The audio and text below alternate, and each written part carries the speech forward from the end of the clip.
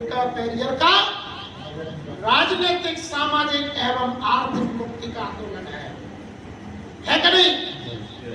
क्यों जी बहुत जी? क्योंकि हम तो उस लाइन के पुराने साथी हैं ना, रगड़े हुए। मैं अगर कोई झूठ बोलूं तो आप तत्काल मेरे ऊपर आपत्ति कर सकते हैं।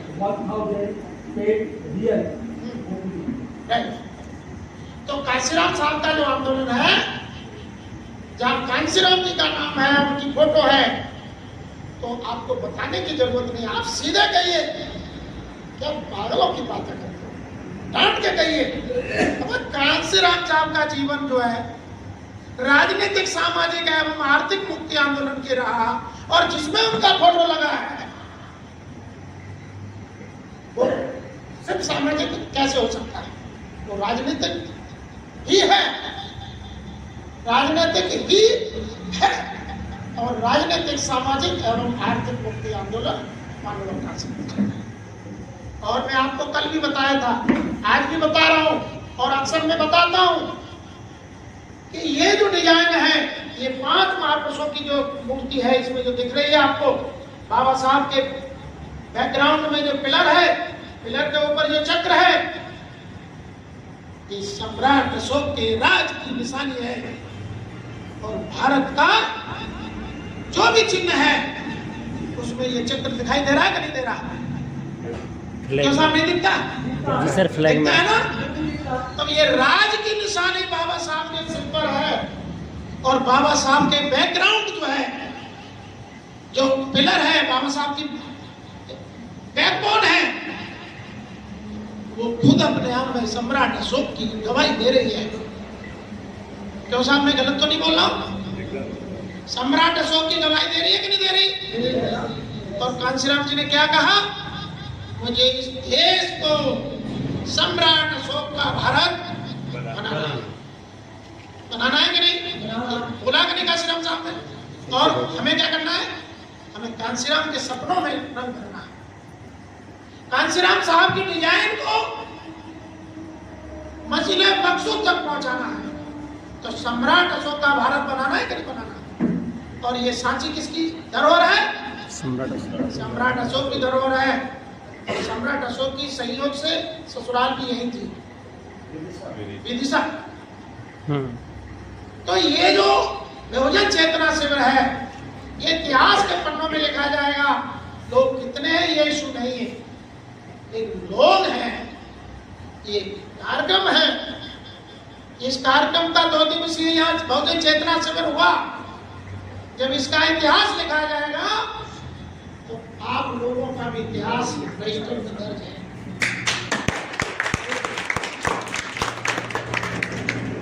तो मैं ये बात बताना चाहता हूं अपने भाई, छोटे भाई से, बड़े कॉन्फिडेंस के साथ बात करिए। आपका कॉन्फिडेंस इस लेवल का होना चाहिए कि सामने वाला सवाल करने से उसकी कट जाए, रूप आप जानी चाहिए। सवाल करूं तो न करूं, क्या बोलूं क्या नहीं बोलूं, इतना कॉन्फिडेंस लेवल अगर आपका इतना हाई होना चाहिए। ये बात तो याद दिला रहा हूं कि जब बाबा साहब यूनिवर्सिटी में पढ़ते थे, लाइब्रेरी में पढ़ते थे, और बाबा साहब जाते हैं तो वहां लिख दिया किसी ने कि महापुरुष कभी मरते नहीं। क्या लिखा? महापुरुष कभी मरते नहीं है। ये लाइब्रेरी में लिखा था। और बाबा साहब जाते हैं, और बाबा साहब पढ़ने से पहले उस लाइब्रेरी में उस स्लोगन को पढ़ते हैं और उसको मिटाते हैं। अब बताइए, ये भारत थोड़ू है कहीं भी कुछ भी मिटा दो, कोई पूछने वाला नहीं। किसी भी बड़ी से बड़ी इमारत को तोड़ दो, कोई पूछने वाला नहीं है। लेकिन बाबा साहब ने सोच समझ के मिटाया। और अंदर का कॉन्फिडेंस उनका इस लेवल का था कि इस यूनिवर्सिटी में पढ़ने गए, वहां छात्र थे, प्रोफेसर नहीं थे, उन्होंने उसे मिटाया। अब वहां तो हलचल मच गई। छात्रों ने, वहां का जो उसका जो लाइब्रेरी का इंचार्ज, उन्होंने तुरंत अपने से ऊपर सीनियर को सूचना दी। सीनियर ने वाइस चांसलर को दी। वाइस चांसलर पूरी यूनिवर्सिटी में कहना मच गया। कि भारत का एक छात्र आया है और उसने हमारा लिखा हुआ मिटा दिया। और ये अल्लाह बच गया कि डॉक्टर अम्बेडकर को हटाया जाए, भगा दिया जाए। अब बाबा साहब के दिमाग पर किसी प्रकार के शिकार नहीं। तो वहां के कई प्रोफेसर इकट्ठे हुए, वाइस चांसलर आए और उन्होंने को बाबा साहब को बुलाया। कभी ये स्लोगन हमने लिखा और ये स्लोगन को तुमने मिटा दिया, ये तो बहुत बड़ा अपराध किया। आखिर इसके पीछे आपका रीजन क्या, इसके पीछे आपका मोटिव क्या, आप क्या कहना चाहते हैं? ये मिटाने से आप क्या संदेश देना चाहते हैं? ये तो हम जानते हैं कि आप मिटाने के पीछे आपका कोई बड़ा लॉजिक है, लेकिन लॉजिक क्या है हम ये जानना चाहते हैं। तो बाबा साहब ने कहा कि पहले आप सारे लोग इकट्ठे हो जाइए, इसका लॉजिक मैं बताऊं। सारे लोग इकट्ठे हो जाइए, मुझे लॉजिक बताओ। अब आप समझ सकते हैं जिस यूनिवर्सिटी में वो छात्र हो और वहां का वाइस चांसलर प्रोफेसर सारे के सारे इकट्ठे हो, तो छात्र कितना भी कॉन्फिडेंट हो अपने आप में, लेकिन वो अंदर से घबराएगा ना। लेकिन छात्र जीवन में बाबा साहब का कॉन्फिडेंट लेवल समझिए। उन्होंने कहा महापुरुष कभी जिंदा नहीं रह सकते जब तक उनके विचार का प्रसार नहीं है, अन्यथा महापुरुष विचारों के साथ ही खत्म हो जाते हैं। ये जवाब बाबा साहब ने दिया। क्यों मोदी? तो क्या इस जवाब से वो संतुष्ट हुए कि नहीं हुए? संतुष्ट हुए। आज भी ओलंपिया विश्वविद्यालय के गेट पर बाबा साहब की प्रतिमा लगी है और ओलंपिया विश्वविद्यालय का सर्वोत्तम छात्र, सबसे उत्तम छात्र बाबा साहब अम्बेडकर को माना जाता है। मैं गलत तो नहीं बोला हूं? क्यों साहब चरसी साहब?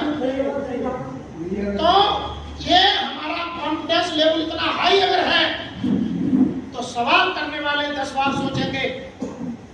और मैं जब घर से निकलता हूं मैं सवालों की कभी परवाह नहीं करता, कभी परवाह नहीं की। आप लोग जानते हैं आगरा के तमाम साथियों ने मेरे से सवाल किए, मैं हर सवाल का उत्तर देता हूं, कभी सवालों से घबराते नहीं। कांसीराम साहब से लेकर के हमारे महापुरुषों में कोई भी कभी सवालों से नहीं घबराया, और जो सवालों से डर गया वो कभी जीवन में कुछ नहीं। मेरे भाइयों, आप सवालों से डरिए नहीं, उसका मुकाबला करिए, अपना कॉन्फिडेंस लेवल इतना बढ़ाइए। हम जिन महापुरुषों के अनुयायी हैं उनका इतिहास दुनिया में पहचाना जाता है, दुनिया में पहचाना जाता है। हम कांसीराम साहब के सिपाही हैं। कांसीराम साहब को दुनिया का, भारत का नहीं, इस दुनिया का साइंटिफिक पॉलिटिशियन कहा जाता है। इस विश्व भर में अगर किसी को साइंटिफिक पॉलिटिशियन की दर्जा मिला है तो मान्यवर कांसीराम साहब। जैसे कि आज हमको बाबा साहब को इस दुनिया का सिंबल ऑफ नॉलेज कहा जाता है, कहा जाता है कि नहीं? मान्यता जी, बाबा साहब को सिंबल ऑफ नॉलेज कहा जाता है ना विश्व का। तो उसी तरह मान्यवर कांसीराम साहब को इस दुनिया का साइंटिफिक पॉलिटिशियन कहा जाता है, यानी वैज्ञानिक राजनीतिज्ञ। और हम उस वैज्ञानिक राजनीतिज्ञ के कार्यकर्ता है और आप उसके भाई। क्या ये सवाल का जवाब पर्याप्त नहीं है? चलेगा कि नहीं? चलेगा।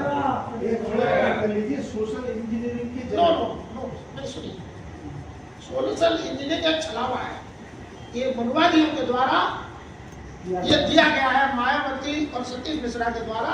मैं यहाँ सोशल इंजीनियरिंग को ऐड नहीं करूँगा, क्योंकि सोशल इंजीनियरिंग हमारा कोई भी शब्द नहीं है और उस पर हमें चर्चा भी नहीं करनी।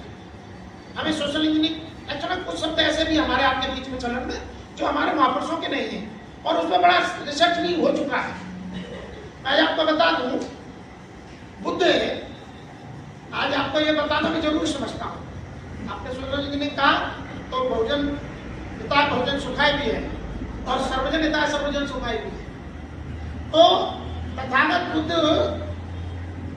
जब श्रावस्ती में अपना प्रवचन कर रहे थे और उस समय कुछ ब्राह्मण उनके तथागत शिष्य भी वहां मौजूद थे।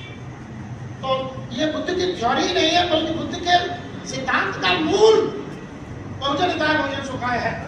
तो उन्होंने सवाल किया कि साहब बहुजन हिताय बहुजन सुखाय क्यों नहीं, वो क्यों?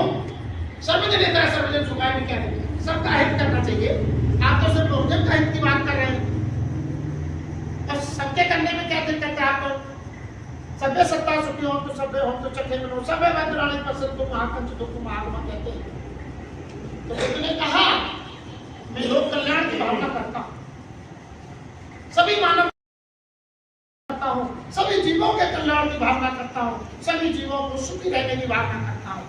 लेकिन जिसके घर चोरी हो गई है और जिसने चोरी की है, हमको किसके साथ खड़ा होना चाहिए? चोर के अथवा चोरी जिसकी है उसकी, अथवा इन दोनों के साथ? उन्होंने कहा कि नहीं साहब, जिसके घर में चोरी हुई है उसके साथ खड़ा होना चाहिए, चोर के साथ हमें नहीं खड़ा होना चाहिए। बोले अगर किसी के साथ व्यभिचार हो जाता है तो हमें व्यभिचार वो जिसके साथ हुआ है, जिस परिवार के साथ हुआ है, हमें उसके साथ खड़ा होना चाहिए अथवा जिसने व्यभिचार किया उसके साथ खड़ा होना चाहिए?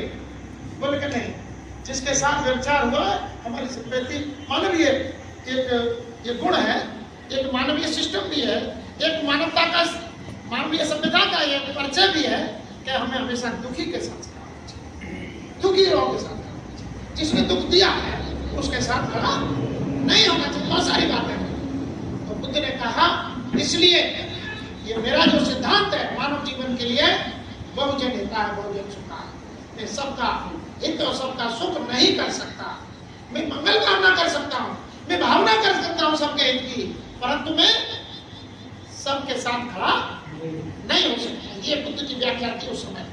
तो सर्वजन हिताय सर्वजन सुखाय की और बहुजन हिताय बहुजन सुखाय की व्याख्या का यही अर्थ है। तो इसी प्रकार सोशल इंजीनियरिंग जो शब्द है वो मनवादियों का कथा हुआ शब्द है, न काशीराम जी का है, न बाबा साहब का है, न महापुरुषों का है। ये सतीश मिश्रा पार्टी की दिमाग की उपज है। इसलिए मैं उधर आप लोगों से थोड़ा सा सावधान करना जरूरी समझता हूँ। और एक और बात मैं आज बताना जरूरी समझता हूँ।